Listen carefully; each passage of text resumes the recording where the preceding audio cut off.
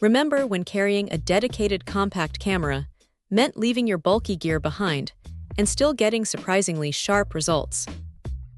That is precisely the kind of nostalgia this little blue metal body brings back, even if it is technically an older model now. Picking it up, you notice it has that reassuring heft to the chassis, not too heavy, but solid enough that it feels like a real tool rather than a toy.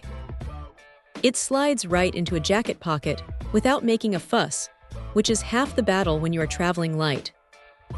Look, nobody is expecting massive DSLR performance from a CCD sensor paired with a 12.1 megapixel count. But what this thing actually manages to pull off in daylight is honestly impressive.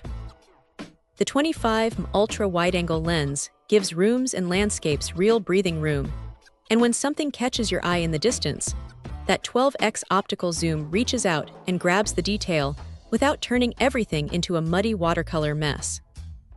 Plus, optical image stabilization does some heavy lifting here, keeping things steady when the light dips, or when zoomed all the way out to 300mm equivalent.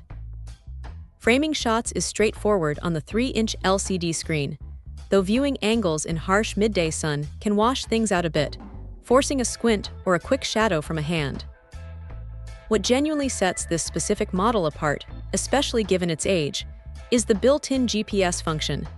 Tagging photos with location data right in the camera was a massive deal back then, and it is still super convenient for looking back at a map and remembering exactly where a sunset happened.